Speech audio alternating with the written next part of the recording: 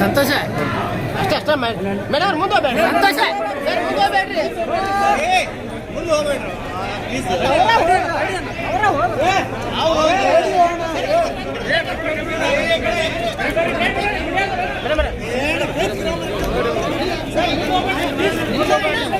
Sir sir ಅವ್ರ ಜೊತೆ ಬರ್ರಿ ಸರ್.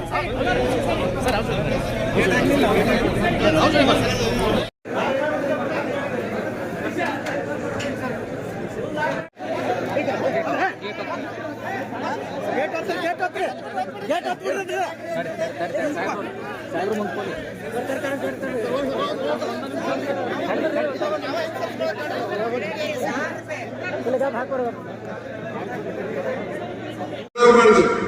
ಇಷ್ಟು ಒತ್ತಡವನ್ನು ಮಾಡ್ತಾ ಇದ್ದೀರಿ ಅಂತೇಳಿ ಅವ್ರ ಮೇಲೆ ಅಜಯ್ ಸರ್ ನಾಯಕ್ ಮೇಲೆ ನಾನು ಹೇಳಿದೆವು.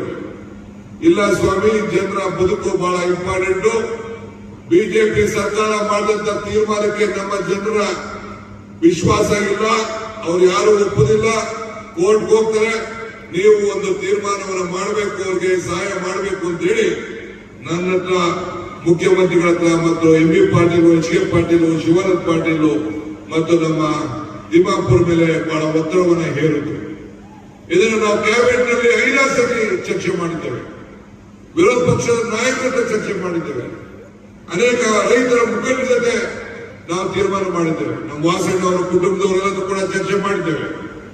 ಮಾಡಿ ಇವತ್ತು ತೀರ್ಮಾನಕ್ಕೆ ನಾವು ಬಂದು ಕೋರ್ಟಿನ ಏನೇ ತೀರ್ಮಾನ ಆಗಿರಲಿ, ನಾವು ಈ ಒಂದು ರೈತರಿಗೆ ಸಹಾಯ ಮಾಡಬೇಕು ಅಂತೇಳಿ 1,33,000 ಎಕರೆಗಳಿಗೆ ಇವತ್ತು ಹಣವನ್ನು ಕೊಡಬೇಕು ಅಂತೇಳಿ ಇವತ್ತು ನಾವು ತೀರ್ಮಾನವನ್ನು ನಾವು ಮಾಡಿ, ಈ ದಿಟ್ಟವಾದ ತೀರ್ಮಾನವನ್ನು ಮಾಡಿ ಇವತ್ತು ಚೆಕ್ ಕೊಡ್ಲಿಕ್ಕೆ ನಾವು ಹೊರಟಿದ್ದೇವೆ. ಇದನ್ನ ತೀರ್ಮಾನವನ್ನು ನೋಡಿ, ಈ ತೀರ್ಮಾನವನ್ನು ಗಮನ ಕೇಳಬೇಕು ನೀವು. ಈ ತೀರ್ಮಾನವನ್ನು ನೋಡಿ, ಪಕ್ಕದ ರಾಜ್ಯದ ಆಂಧ್ರ ಪ್ರದೇಶದ ಸರ್ಕಾರ ಇವತ್ತು ಕೇಂದ್ರದ ಮೇಲೆ ಒತ್ತಡವನ್ನು ಹೇರ್ತಾ ಇದ್ದಾರೆ. ನೀವು ಇದನ್ನ ಮಾಡಬಾರದು, ಇನ್ನ ತೀರ್ಪಾಗಿಲ್ಲ, ನಮ್ಮ ಸರ್ಕಾರದ ವಿರೋಧ ಇದೆ, ನೀವು ರೈತರಿಗೆ ಹಣ ಕೊಡಬಾರದು, ನೀವು ಲ್ಯಾಂಡ್ ಅಕ್ವಿಷನ್ ಮಾಡಬಾರದು, ನೀವು 524 ಕಡೆಗೆ ಹೇರಿಸಬಾರದು ಅನ್ನೋ ಒಂದು ದಿಟ್ಟವಾದಂತ ಹೋರಾಟವನ್ನ, ಪ್ರತಿಭಟನೆಯನ್ನು ವ್ಯಕ್ತಪಡಿಸಿದ್ದಾರೆ. ಅವರಲ್ಲದೆ ಮಹಾರಾಷ್ಟ್ರದವರು ಕೂಡ ಅವ್ರದ್ದು ಕೂಡ ಅವರ ಅಭಿಪ್ರಾಯವನ್ನ ಇದು ಆಗಬಾರದು ಅಂತ ಹೇಳಿ ಕೇಂದ್ರ ಸರ್ಕಾರದ ಮೇಲೆ ಒತ್ತಡವನ್ನ ಮಾಡ್ತಾ ಇದ್ದಾರೆ.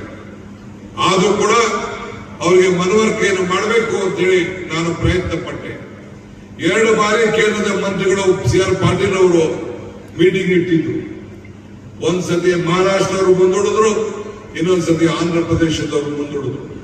ಅದಾದ ಮೇಲೆ ಇವತ್ತು ಈ ಒಂದು ತಕರಾರು ಅರ್ಜಿಯನ್ನ ಕೊಟ್ಟಿದ್ದಾರೆ. ಆದ್ರೂ ಕೂಡ ನುಡಿದಂತೆ ನಡೆದಿದ್ದೇವೆ. ನಮ್ಮ ಭೂಮಿ, ನಮ್ಮ ನೀರು, ನಮ್ಮ ಹಕ್ಕು ಅಂತ ತೀರ್ಮಾನ ಮಾಡಿ ಇವತ್ತು ನಾವು 3,000 ಕೋಟಿ ರೂಪಾಯಿನ ಈ ವರ್ಷನೇ ಹಂಚಬೇಕು.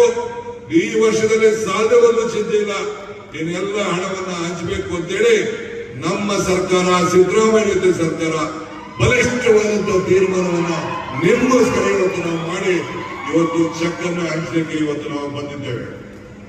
ನನಗೂ ಸಮಾಧಾನ ಇದೆ. ಕಾವೇರಿ ವಿಚಾರದಲ್ಲಿ ನಮ್ಮ ಹೋರಾಟ ಜಯ ಸಿಕ್ಕಿದೆ. ಮೇಕೆದಾಟು ಅಣೆಕಟ್ಟೆ ಯೋಜನೆಗೆ ಸುಪ್ರೀಂ ಕೋರ್ಟ್ ನ್ಯಾಯ ಒದಗಿಸಿಕೊಟ್ಟಿದೆ. ಕೆಲವು ರೈತರು ನಾನು ಹೇಳಿದೆ, ನೀವು ಕೋರ್ಟ್ಗೆ ಹೋಗ್ಬೇಡಿ, ನಿಮಗೆ ತಪ್ಪದಾರಿ ಹಿಡಿತಾರೆ ಅಂತೇಳಿ ನಾನು ರಿಕ್ವೆಸ್ಟ್ ಮಾಡಿದೆ. ಕೇಳಿಲ್ಲ. ಕೆಲವು ಲಿಮಿಟೇಷನ್ ಮೇಲೆ ಕೋರ್ಟ್ಗೆ ಹೋದ್ರು. ಆದ್ರೆ ಇವತ್ತು ಸುಪ್ರೀಂ ಕೋರ್ಟ್ಗೆ ನಾನು ಇಲ್ಲೇ ತಲೆಬಾಗಲಿಕ್ಕೆ ನಾನು ಪ್ರಯತ್ನ ಮಾಡ್ತೇನೆ. ಅವರು ಇಲ್ಲ, ಸರ್ಕಾರದ ವಿಚಾರ ನಾವು ಗಮನದಲ್ಲಿ ಇಟ್ಕೊಳ್ಬೇಕು. ಏನೋ ಈ ಒಂದು ಟೈಮ್ ಲಿಮಿಟೇಷನ್ ಇದೆ, ಇಂಥ ಯೋಜನೆಗಳನ್ನ ಮಾಡ್ಲಿಕ್ಕೆ ಸಾಧ್ಯ ಇಲ್ಲ ಅಂತೇಳಿ ಸುಪ್ರೀಂ ಕೋರ್ಟ್ ಇಂದ ವಾಪಸ್ ಇವತ್ತು ರಾಜ್ಯ ಸರ್ಕಾರಕ್ಕೆ ಕಳಿಸ್ಕೊಟ್ಟಿದೆ. 29,000 ಜನ ಇವತ್ತು ವಿವಿಧ ಕೋರ್ಟ್ಗಳಲ್ಲಿ ಇವತ್ತು ಕೇಸನ್ನು ಹಾಕೊಂಡಿದ್ದಾರೆ. ನಾನು ಇಲ್ಲೇ ನಮ್ಮ ರೈತರಿಗೆ ಮನವಿ ಮಾಡ್ತೇನೆ, ನಮ್ಮ ತೀರ್ಪು ನಾವು ತೆಗೆದುಕೊಂಡಂತ ತೀರ್ಮಾನ ಈಗಾಗಲೇ ಎಚ್ ಕೆ ಪಾಟೀಲ್ ಅವರು ಹೇಳಿದಂಗೆ ಇಡೀ ರಾಷ್ಟ್ರದಲ್ಲೇ ಯಾವ ಸರ್ಕಾರ ಕೂಡ ತೆಗೆದುಕೊಂಡಿಲ್ಲ. ಇದು ನಿಮ್ಮ ಸರ್ಕಾರ, ನಿಮ್ಮ ಕಾಂಗ್ರೆಸ್ ಸರ್ಕಾರ ಇವತ್ತು ತೆಗೆದುಕೊಂಡಿದೆ ಅನ್ನೋ ಮಾತನ್ನ ಈ ಸಂದರ್ಭದಲ್ಲಿ ಹೇಳಲಿಕ್ಕೆ ಬಯಸ್ತಾ ಇದ್ದೇನೆ. ಈ ವಿಚಾರಗಳನ್ನ ಚರ್ಚೆ ಮಾಡಲಿಕ್ಕೆ ಮುಖ್ಯಮಂತ್ರಿಗಳು ನನಗೆ, ಎಚ್ ಕೆ ಪಾಟೀಲ್ ಅವರಿಗೆ ಮತ್ತು ಎಂ ಬಿ ಪಾಟೀಲ್ ಅವರಿಗೆ ಮತ್ತು ಸಣ್ಣನೀರಾವರಿ ಬೋಸರಾಜ್ ಅವರಿಗೆ ನಾಳಿದ್ದು ದೆಹಲಿಗೆ ಕಳಿಸ್ತಾ ಇದ್ದಾರೆ. ನಾವೆಲ್ಲ ಸಂಸತ್ ಸದಸ್ಯರನ್ನ ಭೇಟಿ ಮಾಡ್ತಾ ಇದ್ದೇವೆ. ಭೇಟಿ ಮಾಡಿ ಅವರಿಗೆ ಮನವರಿಕೆಯನ್ನು ಮಾಡಿಕೊಂಡು ಕೇಂದ್ರ ಸರ್ಕಾರದ ಮೇಲೆ ಒತ್ತಡವನ್ನು ಹೇರಿ ಈ ತೀರ್ಪಿಗೆ ಅನುಷ್ಠಾನವನ್ನು ತರಬೇಕು.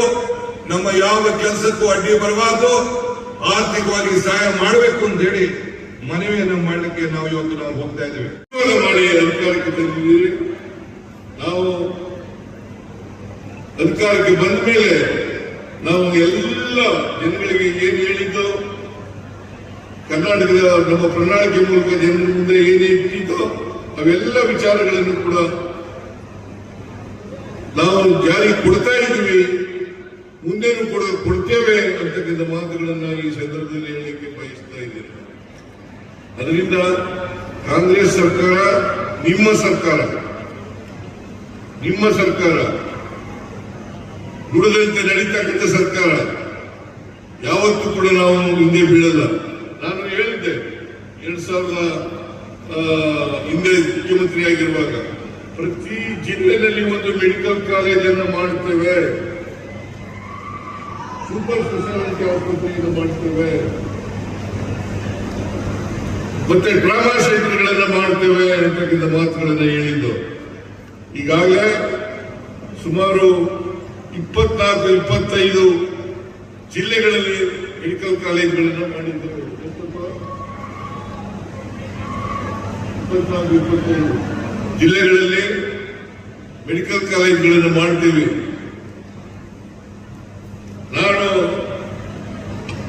ನಾನು ಏನು ಮಾತು ಕೊಟ್ಟಿದ್ದೀನಿ, ಈಗ ಹಾವೇರಿಯಲ್ಲಿ ಮಾತು ಕೊಟ್ಟಿದ್ದೇವೆ.